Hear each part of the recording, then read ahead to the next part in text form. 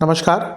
ग्रहों की गोचरीय स्थिति पर रेगुलर वीडियो पाने के लिए साप्ताहिक राशिफल, मासिक राशिफल, त्रैमासिक राशिफल और ग्रहों के बाकी गोचर पर भी रेगुलर अपडेट्स पाने के लिए, जिसके हिसाब से आप अपने जीवन में थोड़ी गाइडेंस प्राप्त कर सकें, इसके लिए मेरे चैनल को अवश्य सब्सक्राइब करें।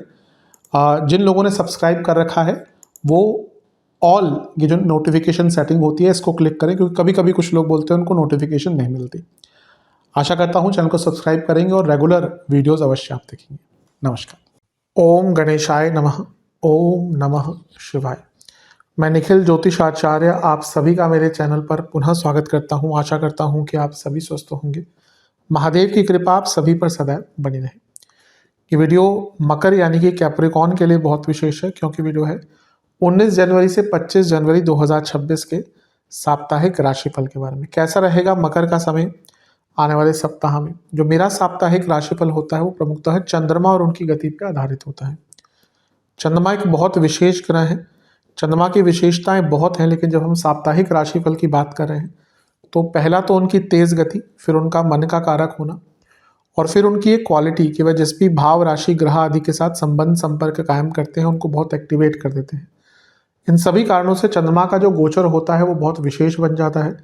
चंद्रमा के गोचर के कारण हमारे मन, मस्तिष्क, विचार, स्वभाव, सोचने के तौर तरीके, दृष्टिकोण, हर चीज पर डायरेक्ट इम्पैक्ट पड़ता है, और इसको समझने के लिए साप्ताहिक राशिफल बहुत विशेष होता है।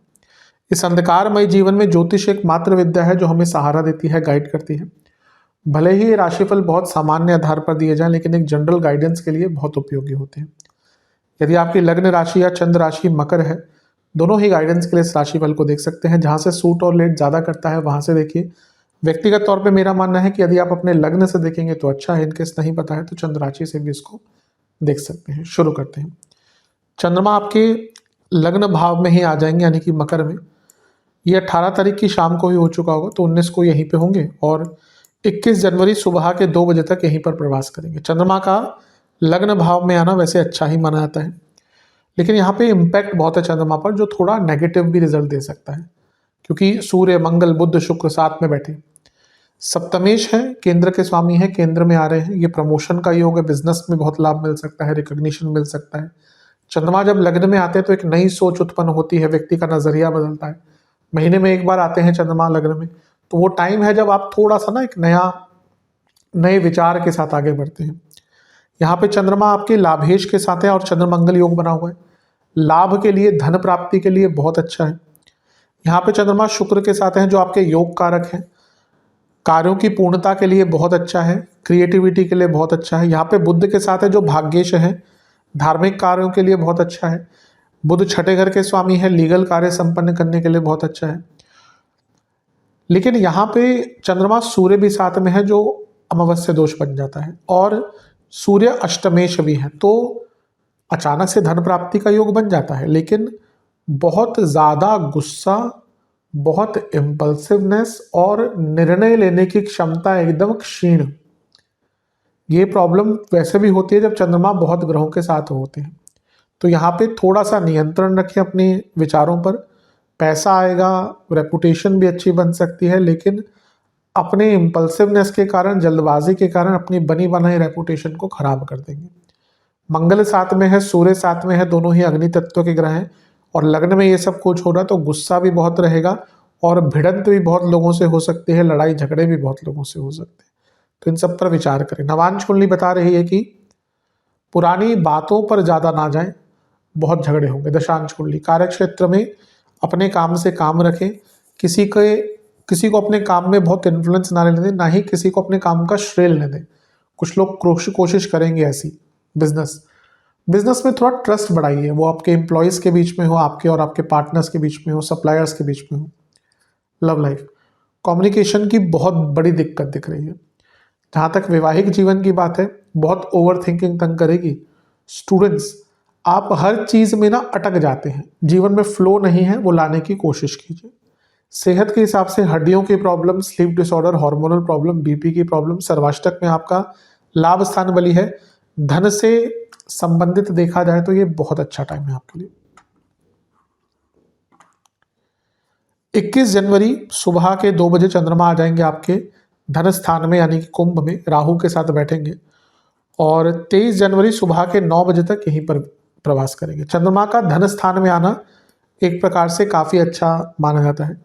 सप्तमेश है और राहु के साथ धन स्थान में बैठ गए तो विदेश से पैसा, स्पेशली बिजनेस में इन्वेस्टमेंट अगर आपको चाहिए थी, लोन चाहिए थे बिजनेस में, अगर आपको फॉरेन इन्वेस्टमेंट चाहिए थी तो बहुत लाभ मिलेगा। गुप्त धन की वृद्धि, विदेश से लाभ, एमएनसी में काम करते हैं तो लाभ,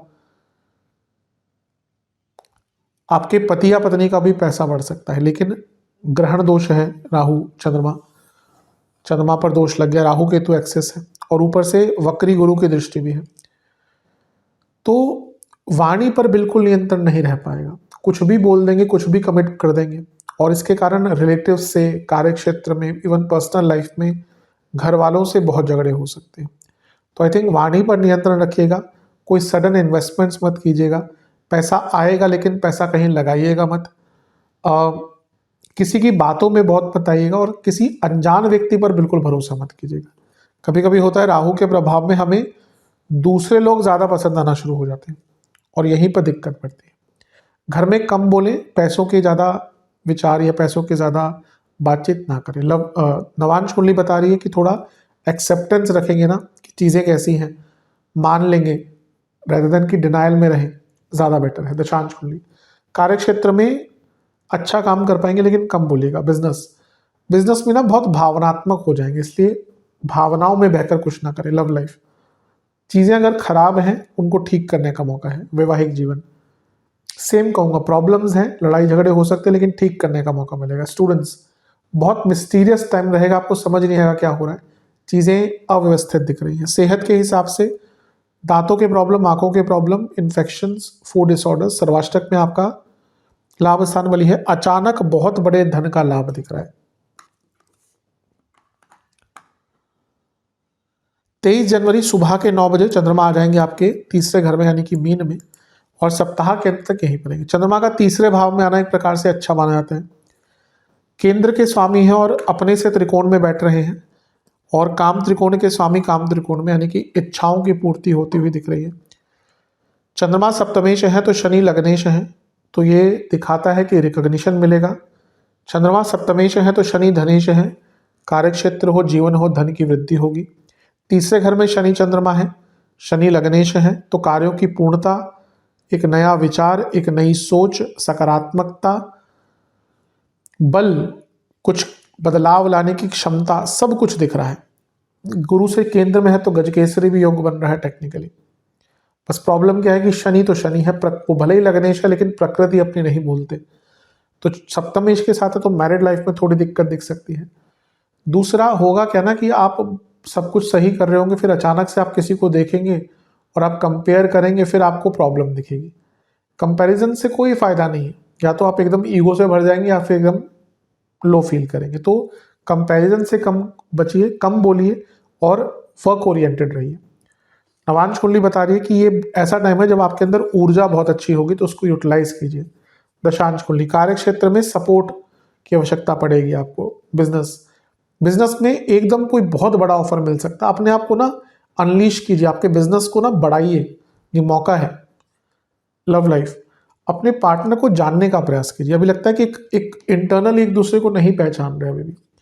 वैवाहिक जीवन की जहाँ तक बात है ठीक है, लेकिन जैसे मैंने कहा थोड़ी प्रॉब्लम तो वो वाणी के कारण ही होगी। थोड़ा कम बोलिएगा, जेंटली बोलिएगा, बहुत रूडली बोला तो दिक्कत होगी। स्टूडेंट्स, एक फ्लो की बहुत कमी है जीवन में, वो फ्लो वापस लाइए। जहाँ तक सेहत की बात है, नसों की प्रॉब्लम, ENT की प्रॉब्लम, वीकनेस, सर्वाष्टक में आपका लाभ स्थानीय बलिए। पूरा हफ्ता धन के लिए और इच्छाओं की पूर्ति के लिए बहुत अच्छा है।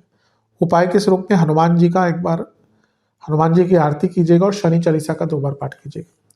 आशा करता हूँ वीडियो काम आएगी। चैनल पर नए सब्सक्राइब कीजिए, वीडियो को लाइक कीजिए। मिलता हूँ अगली वीडियो में, तब तक के लिए ओम नमः शिवाय।